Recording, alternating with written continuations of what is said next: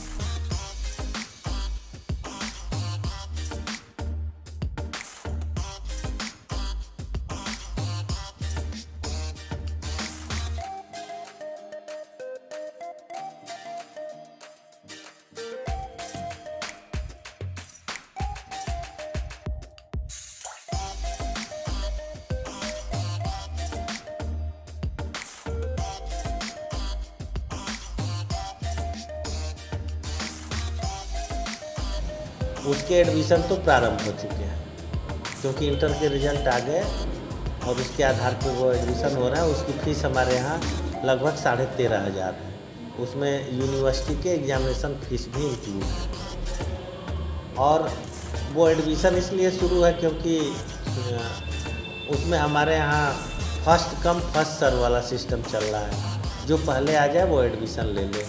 वो self finance में course है, इस तरह का की अनुमति मिली है हम लोगों को कि आप एडमिशन ले सकते हैं। जो दूसरा जो कोर्स हमारे यहाँ चलता है वो after graduation BA, BSc, BCom, BTech कुछ भी करने के बाद आप 3 साल की एलएलबी कर सकते हैं। इसकी परमानेंट मान्यता प्राप्त है हमको यूजीसी से और विश्वविद्यालय से भी और बार काउंसिल ऑफ इंडिया से भी। इसकी फ़ीस बहुत नॉमिनल है, करीब हमको लगता है 1 साल की 5,000 के आसपास फीस है, प्रैक्टिकल वगैरह सब कुछ लेकर के, एग्जामिनेशन फीस मिला करके। इसमें एडमिशन होता है विश्वविद्यालय के नियमों के अनुसार। विश्वविद्यालय की व्यवस्था ये थी कि इस बार जो पहले परीक्षा समिति की मीटिंग हुई थी विश्वविद्यालय की, तो पेपरों में हम लोग पढ़े थे कि एलएलबी 3 इयर्स में विश्वविद्यालय स्तर के एंट्रेंस टेस्ट होंगे, उसके आधार पर एडमिशन होंगे।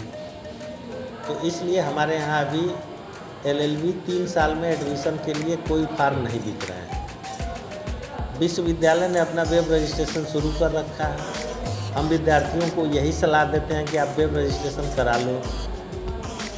और 31 जुलाई के बाद 31 जुलाई तक हमको विश्वविद्यालय के एक अधिकारी ने बताया था कि 31 जुलाई तक ये डिसाइड हो जाएगा कि एंट्रेंस टेस्ट होंगे या मेरिट के आधार पर एडमिशन हो।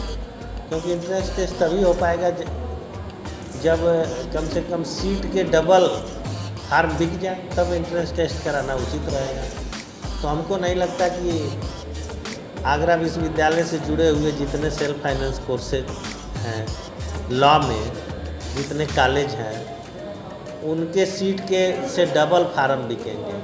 भीड़ होती है बीएसए कॉलेज में और वहाँ आगरा कॉलेज में, क्योंकि ये रेगुलर कॉलेज है। जो सेल्फ फाइनेंस कॉलेज है वहाँ तो भीड़ होती ही नहीं, वहाँ एडमिशन पूरी नहीं हो पाती, वो सीट खाली रह जाती है। समस्या तो इन 2 कॉलेजों की है। विश्वविद्यालय अगर चाहे तो इन दोनों कॉलेजों का एंट्रेंस टेस्ट करा ले, और अगर नहीं कराएगी तो मेरिट के आधार पर एडमिशन होंगे।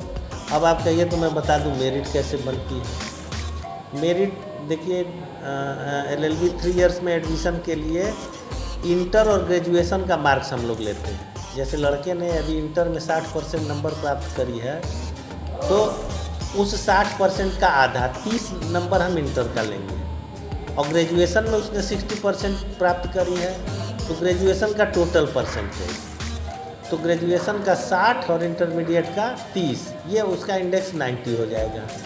और विश्वविद्यालय के नियमानुसार मैक्सिमम 17 अंक जो है ग्रेस के तौर पे उनको, जैसे गेम में हो, एनएसएस किया हो लड़का, एनसीसी हो, या भूतपूर्व सैनिक वगैरह का हो, विश्वविद्यालय कर्मचारी का लड़का हो, तो ये मैक्सिमम 17 नंबर का उनको ये मिलता है मेरिट के आधार पर एडमिशन होते हैं। और ये फार्म हमको लगता है कि 2 अगस्त के बाद डिसाइड हो जाएगा कि मेरिट पे एडमिशन होंगे तो बिकना शुरू हो जाएगा, और अगर नोटिफिकेशन आ जाएगा कि नहीं एंट्रेंस टेस्ट हो गए तो वो तो ऑनलाइन फार्म भरे जाएंगे। सर इस जो डिपार्टमेंट में कुल सीटें हैं वो कितनी हैं? हमारे यहाँ BSA कॉलेज में BA LLB जो 3 साल की है, मतलब 3 साल वाली LLB को LLB कहते हैं। ये आफ्टर ग्रेजुएशन करने के बाद इसमें एडमिशन होता है। इसमें 240 सीट है। और जो BA LLB है, इंटर के बाद जो एडमिशन होता है ना, उसको हम लोग BA LLB कहते हैं, क्योंकि उसमें दोनों डिग्री मिलती है, BA प्लस LLB की 5 साल में दोनों डिग्रियां मिल जाएगी। तो 2 साल तो BA के कोर्स पढ़ाए जाते हैं, history, English, political science, history, economics, और 2 साल के बाद 3 साल वही लॉ वाले कोर्स पढ़ाए जाते हैं। इसमें हमको 2 सेक्शन मिला, 180 सीट प्राप्त है। इतनी ही सीट हमें प्राप्त है। BM रजिस्ट्रेशन तो यूनिवर्सिटी करती है, तो BM रजिस्ट्रेशन का फीस इसमें जो UG कोर्सेज हैं उनका 300 रुपये है। PG कोर्स का उन्होंने 400 कर रखी है, जबकि पहले 100-200 रुपये होते थे। अब विश्वविद्यालय ने इस बार कुछ फीस बढ़ा दी है। और प्रॉस्पेक्टस का फीस भी विश्वविद्यालय ही निर्धारित करती है, 250 रुपये। और ये 250 रुपये आज हम तो पिछले 10 साल से देख रहे हैं, इतना ही है, 250 रुपये जो प्रॉस्पेक्टस फीस होता है।